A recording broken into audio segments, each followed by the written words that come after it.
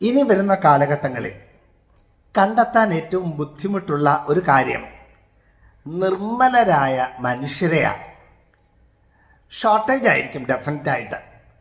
നമ്മുടെ ജീവിതയാത്രയിൽ ഏറ്റവും പ്രാധാന്യം കൽപ്പിക്കേണ്ട ഏറ്റവും പ്രധാനപ്പെട്ട കാര്യം പ്യൂരിറ്റിയാണ്, ഇന്നർ ട്രാൻസ്പാരൻസിയാണ്, ഇന്നർ ഗുഡ്നെസ്സാണ്.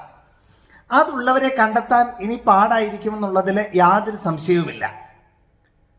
ജീവിതത്തിൽ ഒരു ഔന്നത്യം, പെർഫെക്ഷൻ എന്നൊക്കെ പറഞ്ഞത് നിതാന്തമായ ഒരു ജാഗ്രതയുടെ ഔട്ട്പുട്ടാണ്. ഒരു നിമിഷത്തിൻ്റെ ഒരു ശ്രദ്ധക്കുറവ് ഒരുപക്ഷെ നമ്മളെ ഒത്തിരി പിന്നിലേക്ക് തള്ളിയേക്കാം. എന്നാൽ ഈ പ്യൂരിറ്റി, നൈർമല്യം എന്നൊക്കെ പറയുന്നത് ഒരിക്കലും തെറ്റിൽ വീണു പോകാത്തതല്ല. കൃത്യമായിട്ട് ഓർത്തിരിക്കണം.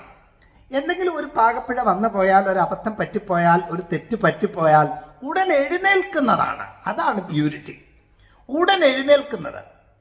ഞാൻ അഴുക്കായിട്ടില്ല, അഴുക്ക് പറ്റിയതേ ഉള്ളൂ, അത് പെട്ടെന്ന് കഴുകുന്നു, റീബൂട്ട് ചെയ്യുന്നു, റീസെറ്റ് ചെയ്യുന്നു. അതാണ് നമ്മുടെ ദൗത്യം. നമുക്കെപ്പോഴും നമ്മുടെ ഉള്ളിലെ നൈർമല്യം, പ്യൂരിറ്റി കാത്തു സൂക്ഷിക്കാൻ പരിശ്രമിക്കാം. വിശുദ്ധി അജയ്യമായ ഒരു പരിചയമാണ്. ഈ നൈർമല്യം കൂടാതെ എങ്ങനെയാണ് നമുക്ക് ദൈവത്തിൻ്റെ ഒരു തംസപ്പ്, ഒരു ടിക്ക് മാർക്ക് കിട്ടുന്നത്? ജാഗ്രത കാണിക്കാം, നൈർമല്യത്തിന്, വിശുദ്ധിക്ക് ശ്രദ്ധ കൊടുക്കാം, വില കൊടുക്കാം. നല്ല ആശംസകൾ. ചിന്തകൾ ഇഷ്ടപ്പെടുന്നെങ്കിൽ ഷെയർ ചെയ്യണം കേട്ടോ. ഒരു തംസപ്പ് അടിക്കാനും മറക്കരുത്. നല്ല ആശംസകൾ.